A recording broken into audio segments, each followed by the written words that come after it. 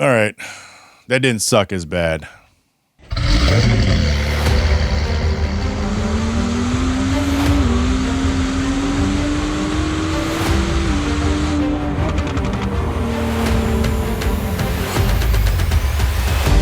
This is Hard Parking, brought to you by Right Honda and Right Toyota out of Scottsdale, Arizona. I'm your host, Jhae Pfenning, recording from my home studio here in Gilbert, Arizona.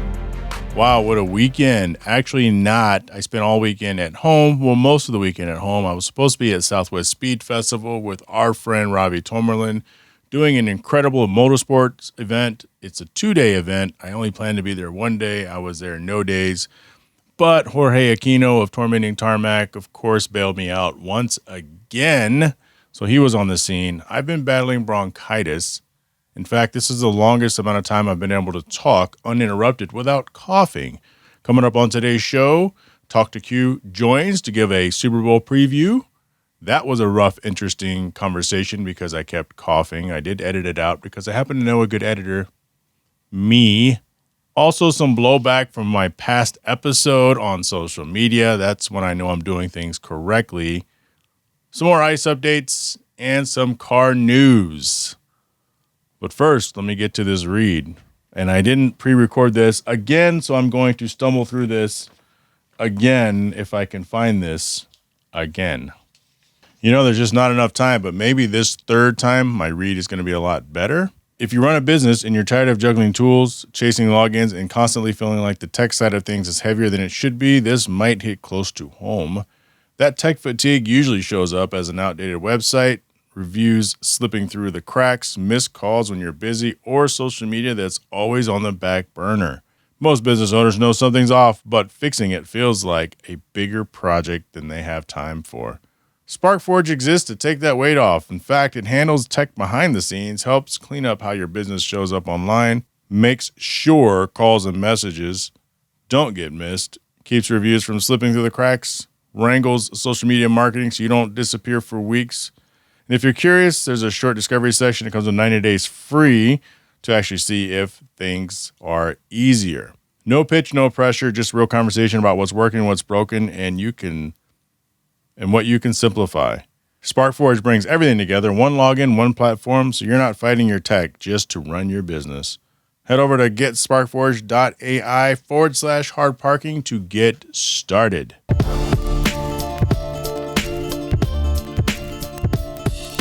As I mentioned, a little bit of blowback from the last episode, so I kind of posted my speech on social media. And, you know, I try to play things kind of down the middle, but I still have my own bias because I'm a person just like you listening, just like you watching. And everybody listening and watching has your own opinions because you have your own brains, you have your own eyes, you have your own biases. And I was told to not touch this topic and to stick to cars. Well, my response was, you obviously don't listen to the show or watch the show. Because it is my show, and you are my people, and we like to talk about things that are shaping our society, our current struggles, and we're very much a part of it, whether we like it or not. Now, for somebody to say that, that means that they're taking part of this whole tribalism, this cancerous tribalism that we have. And I don't care what side you're on. It's dumb to even have to say you're on a side at all. But I am on a side. I'm on the side of trying to live my life through all this turmoil. I'm on the side of, you know, you have issues within the household of differences of opinion. You have issues in friend groups of differences of opinion. You have, issues in the car culture of differences of opinion. But the whole point of it all is can we get together to have a conversation? And if you're not willing to have an adult, mature conversation, then guess what? You are part of the problem. I want to pull up this because I talk about this stuff a lot. And I know that people think I'm crazy when I say that the media, whether that's social media, whether it's Fox for the right, whether it's CNN for the left, whether it's ABC and CBS and they don't know what they're trying to do, whether it's Newsmax, whether it's NPR. But I want to show this photo and this is not with any judgment, but if you're watching the podcast, I want you to take a look at this photo right here of Alex Pretti, the recently deceased. Did not, I don't care what you think, did not deserve to get killed. Unalived. A terrible circumstances that he put himself in. A terrible situation, by the way, not by ICE, which everybody says. It's by 8 Border Patrol agents, which happen to be Hispanic, by the way. So that blows some narratives out the window. But just look at this picture.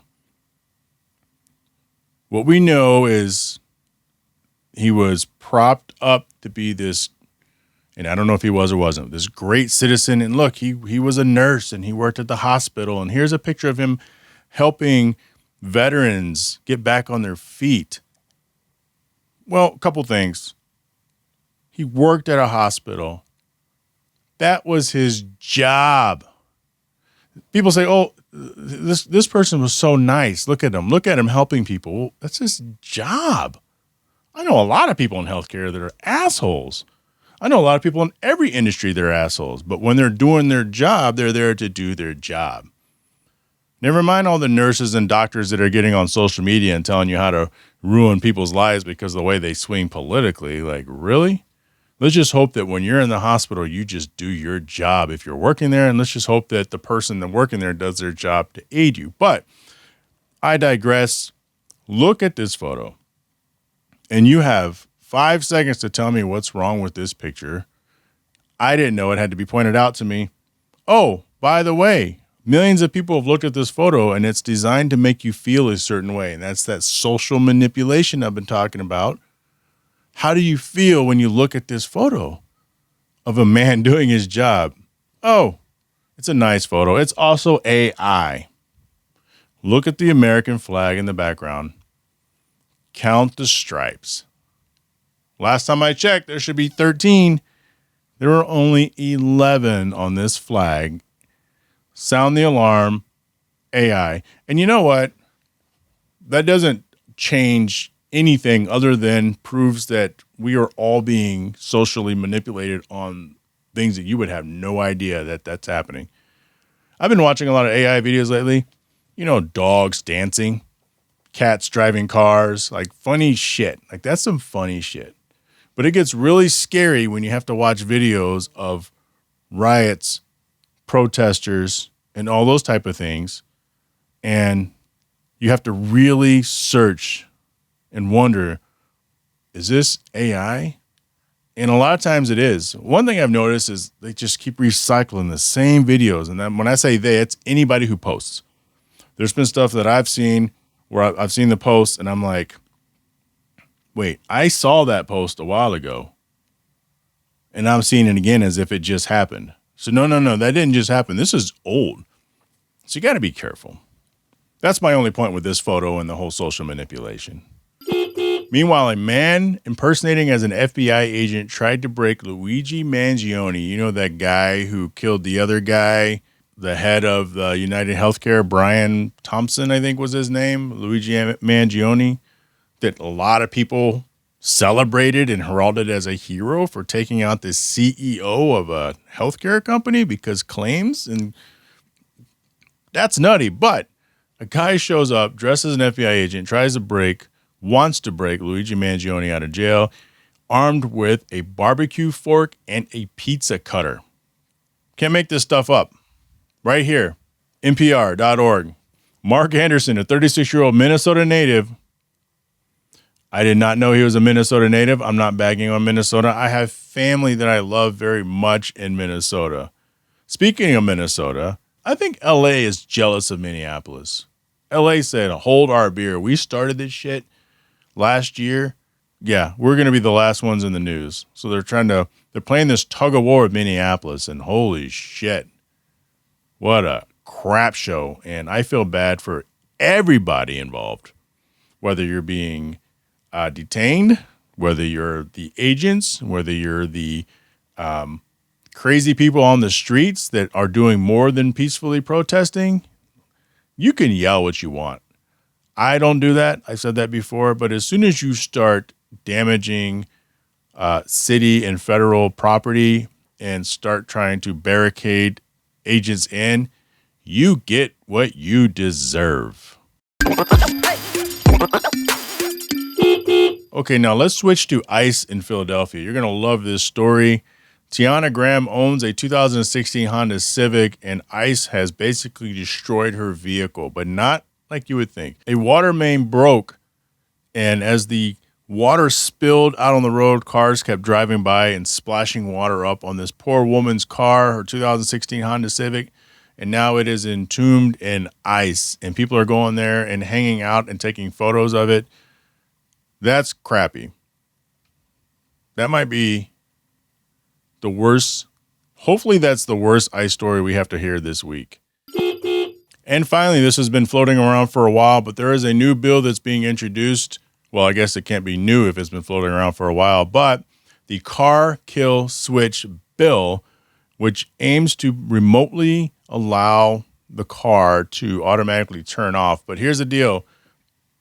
It's about Big Brother and government control. I think that's the biggest concern. Should they be allowed, the government be allowed to flip a switch remotely and just kill your car, like cut the engine off? And obviously that's very concerning, but that's not what this bill is. Looking into it, it's really about drunk driving. I asked my good friend Grok to help me out and summarize the bill.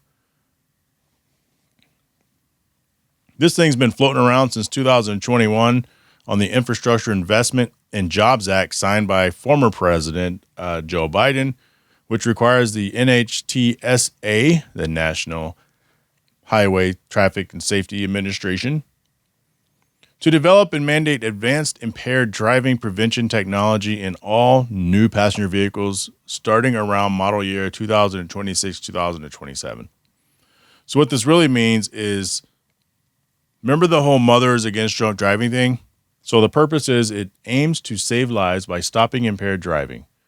Thousands of deaths yearly. Supporters like MAD see it as a major safety advance. How it works, the system is passive. No active breath test required. Uses in vehicle sensors, cameras to monitor the driver, and can disable starting or restrict driving if it detects issues like blood alcohol in excess of 0.8. That's a lot of alcohol. Or other impairment. Criticism's opponents, including some Republicans like Thomas Massey, call it an overreach, raising privacy concerns, potential or false positives, leading to the kill switch with no clear reset or appeal process, added cost to vehicles, and slippery slope fears toward broader control, though no remote government access is mandated. Recent developments, efforts to repeal or defund, have failed so far, so the mandate remains on track pending NHTSA's final rulemaking. So what do you think? Should we be allowed? I already know the answer is hell no, you shouldn't be able to. Here's my thing with that. Like with anything, I think there's value, but I'm somebody like when I drink, sometimes the alcohol just flows through my body and you could smell it and I could be perfectly fine. I could beat you in a game of basketball. I could beat you in doing anything. I'm very competent.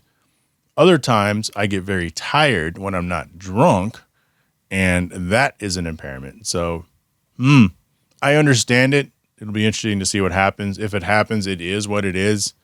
I think it's probably going to trigger a lot of false positives, but I would hope we haven't had Deion Sangam. Is that her name? We haven't had her on in a long time to talk about stuff like this, but I would think that drunk driving is way down in the era of ride shares, whether Uber, Lyft, these unmanned vehicles, this Uber, this Tesla thing that's going to come out pretty soon. So I guess we'll just have to wait and see. Coming up, Q. Ready, down, hood. He is Q, Mr. Talk to Q, as promised. I said we would get together after the college football season and the NFL season. We know who's going to be in the Super Bowl, so we're going to talk about that today. But Shedeur Sanders somehow is a Pro Bowler, and Bill Belichick got snubbed for the Hall of Fame. So which one of those do you want to tackle first? I want to talk about this Belichick thing first. And first of all, thanks for having me back, man. But Absolutely. I'm so sick of these I don't even know what to call them. But you have this group of people who are just so petty Sports for, writers, I mean, yeah, the sports right. I mean, they're so petty about things. And I know you have like the whole Spygate scandal and Inflategate and all this stuff. But the man, aside from those seasons, is still one of the greatest coaches to ever coach the game of football in the NFL. It's like if you take all of that out, he is still light years better than other people that are in the hall.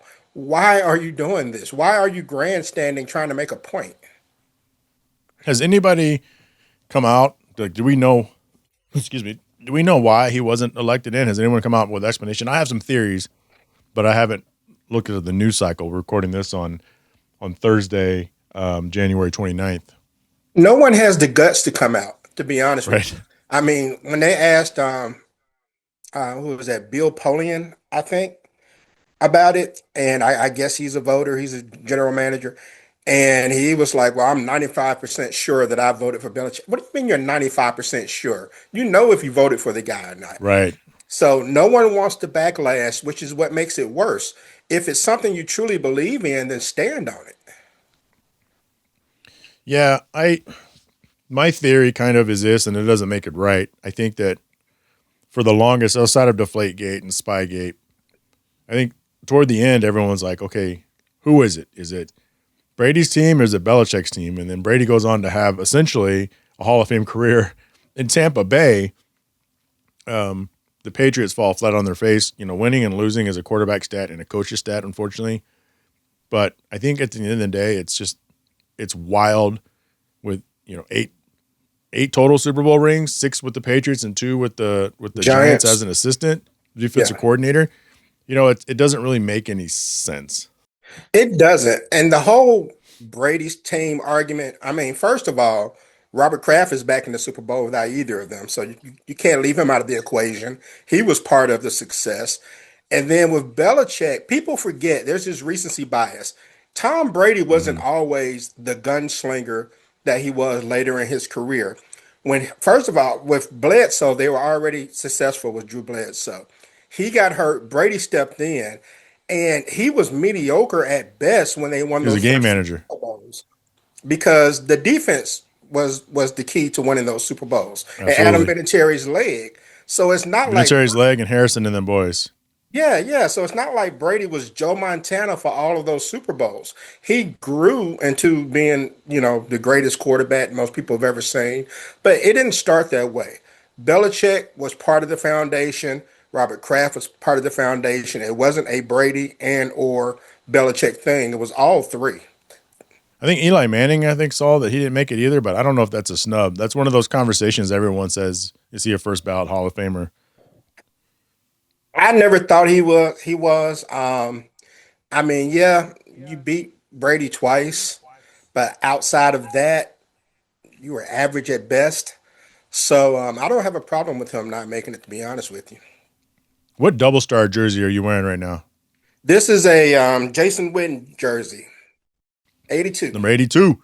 Yep. I So actually have a Deion Sanders one in the closet from nice. way back. Okay, yeah, yeah. That has to be from way back. Shedeur Sanders somehow makes it to the Pro Bowl. I know obviously he wasn't the first, second, third, or fourth pick, but I think he was selected from a more of a popularity aspect, or we don't know if the other people better than him it's just declined. I don't know. I haven't looked that Yeah. much into it. I just think it's funny. We've been kind of talking about him. He's been kind of one of the few rookies that we've been tracking since the draft, essentially. Yeah. And I mean, I'm happy for him. I think the Yeah. exposure, I think the exposure would do him some good. I think it would be a nice ending to what was a very tumultuous start given where he was drafted. When you consider how he felt on draft day, getting prank called and then going in the fifth round to Yeah. ending up in the Pro Bowl, it probably feels like a win for him. But as far as him being selected, it's because Mahomes was hurt. Uh, you Trevor know, Lawrence. Did Trevor Lawrence not want to play? I mean, his numbers are just yeah, crazy. yeah. I'm guessing Trevor Lawrence didn't want to do it. He probably said he had a ingrown toenail or something. These guys find reasons not to play in the Pro Bowl. And Yeah. so I can think of probably about four or five, if not more, quarterbacks that probably would have played if they were healthy or really wanted to play. But I still think it works out well for him.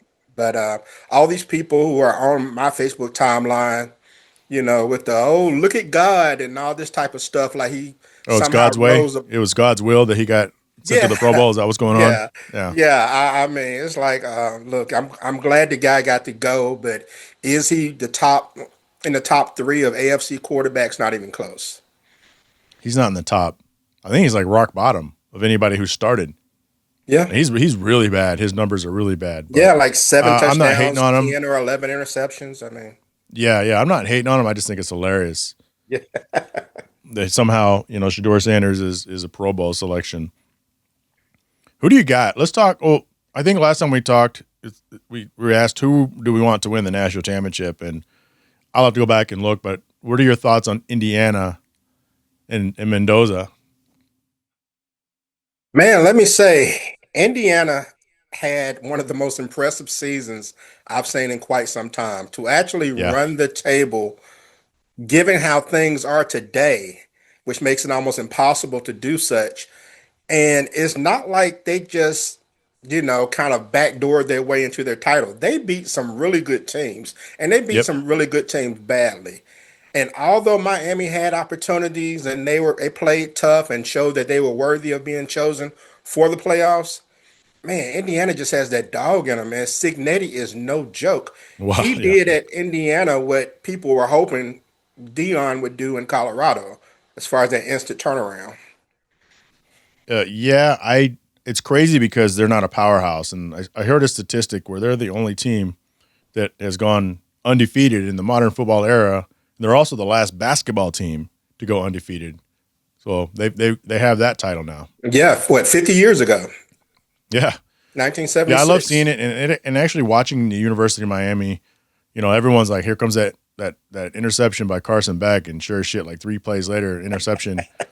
But they showed me a lot based on having watched Indiana the last few games because they're in the ACC and nobody gives them respect. Why would they? Even if they have a great defense, they still haven't really played anybody. Right. But they held their own against Indiana, and I was actually pretty surprised. Like that game was a lot closer than the final score shows. And I know that's very cliche to say. Yeah, but it's true. And in a way, I feel bad for Beck because this guy, I mean, he gets a bad rap. He's only lost like 6 games in his college career, and his college career spans over like, what, 8 years, 7 years? A lot. Yeah. Yeah. I mean, the guy's been in college more than some professors. But for those 6 losses, 4 of them, if I'm not mistaken, ended with him throwing interceptions. Oh, And so wow. that has to feel pretty bad, especially to go out with an interception when you had the opportunity to win a national championship and you're out of eligibility finally. So I kind of feel bad for him in that regard, but I mean he'll be all right. He's made a ton of money. He'll get drafted. I'm not saying he'll be high or anything, but he'll get drafted and have opportunities in the NFL maybe. Yeah, I don't know if he will. I know that sounds crazy to say, but I've never really been that impressed with Carson Beck watching him for the last 3 or 4 years. I thought he had won at Georgia, but I guess not. So I think he was a backup when they won the But I championship. thought he was on a championship team, was he not? Or I guess not. So I thought the Yeah, yeah, announcers had said he's he never was on a won one. championship, but he was either injured or he was a backup. He wasn't a starter. Right. So he's got that. Oh, well, way too early predictions for Texas. Texas is going crazy. I don't know what Michigan has done in the whole transfer portal, but Texas has basically gone out and they're like UNLV from the early 90s where they just go out and buy a team. That's what it feels like right now. And so I think once again the target's going to be on their back and they're probably preseason number 1 or 2. Hmm. And I don't like that, but hopefully they do what they need to do. How's Michigan looking? I'm seeing a bunch of Utah transfers coming in, so I'm loving the fact that Whittingham is getting his guys, and these are like big guys. Some of those guys that have the hard names to pronounce, like some of the Pacific Islanders, who are Lua players. Tatufo? Yeah. So we're talking about big immovable objects sitting in the middle of the Yep. defense and on the offensive line. So I'm loving that. But it still remains to be seen how it's all going to pan out. So I'm happy with some things so far as what they brought in. I hate losing. I think was it. Oh, we lost one of our running backs. I can't think of his name right now. If it was Justice Hill or we Not lost the one. main one, but the other one, right? Yeah, we lost one of our good running backs. So I can't remember where he went. So I hated to see that. But Michigan normally finds running backs pretty easily. So I think they can replace that. But I'm excited so far. It just feels weird with college football now, looking at free agency, so to speak. Whereas I agree. years ago, I already knew who was going to be on the team, and now I don't year to year. Yeah, it's weird because it's like, well, he's a 3-star recruit and 4-star recruit, and I'm like, so what, man? You're looking at kids that are signed their intent to go to the school while they're still in high school. They still have a year left. Like, who cares? And now it's like the transfer portal, and I'm on it, man. I feel like one of these college football losers because I'm all over it. But when you talk about Michigan's running backs, and by the way, Texas lost 6 running backs. When you talk Oh, about Michigan, Lord. Michigan running backs, it made me think of Blake Corum and how they were a couple plays away from being in the Super Bowl with the Rams. So let's pivot to the NFL. Who do you have in the big game between the Patriots and Seattle? I have to go with Seattle. Even though the Patriots are a solid team, I mean, solid offense, solid defense. I still just think Seattle's too dynamic on defense. They're too fast, and they'll be able to make enough plays on offense with Jackson Smith and Jigba, who is arguably the best receiver in the game right now. Toss up between him and Puka Nakua. And you So, called him out and Puka out at the very beginning of the season of people to watch. and yeah, those guys. I don't know what it is about Ohio State and their wide receivers, Yeah, but and then Puka kind of came out of nowhere. But and I can't remember where he went to college. Somewhere on the West Coast, Washington or Washington State. I don't remember. sure. But yeah, I just think they have a little too much. And Sam Darnold, man, he seems like this is going to be his Cinderella moment. I mean, the guy got drafted by the Jets, left for dead, and has found his Seeing way ghosts. in the Super Bowl. So it almost seems destined for him to win this thing. Yeah, I love the Sam Darnold story. I think we've talked about it before. I just hate it when people bag on somebody. And I have some dear friends that live in Seattle, and they're supposed to be in town next weekend for the Super Bowl and my birthday, of course. And so we're going to be rooting on Seattle for sure. Okay. Yeah. I would like to see them win it. I mean, it really doesn't matter one way or another, but Right. and I know people still have Patriots fatigue from all those Tom Brady years. But you still have to be impressed with what Drake May has done.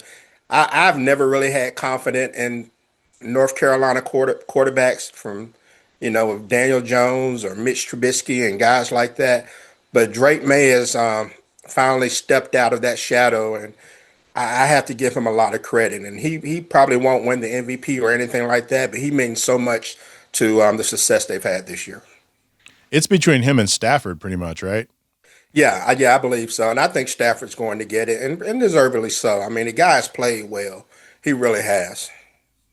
I'm going to say he choked in the championship game because he had opportunities, those 2 plays. He should have just ran on one of them. He probably would have got the first down and a whole new set of downs. And I know he wishes he had nobody in front of him. Like, dude, what are you doing? Just go, go, go, and just incomplete. And that's all she Yeah, wrote. I know there are a lot of plays in that game he probably wishes he had back. That would have been a great Super Bowl, that LA Seattle game. I mean, all the games they played this year, if I'm not mistaken, were pretty close. All of So them. yeah, so I mean, it was a great matchup, and I felt like whoever won that game would probably win the Super Bowl. But I'm still thinking it's going to be Seattle. Yep, me too. All right, Q, I appreciate it. We'll talk to you at sometime in the spring. All right, appreciate you, Jay. Happy birthday, man. Thank you. I appreciate it.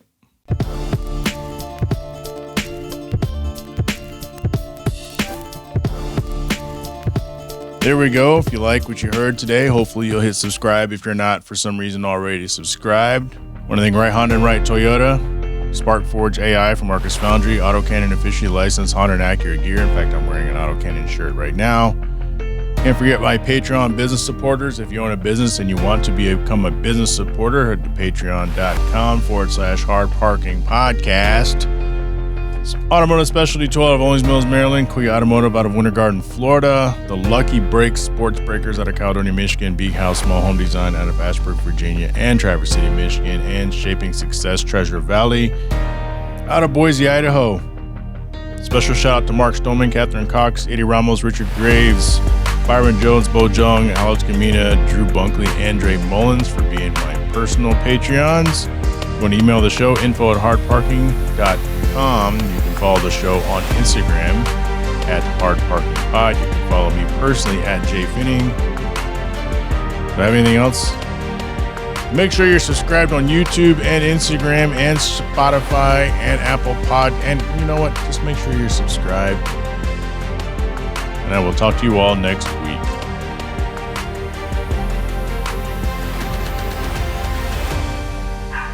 Shut up!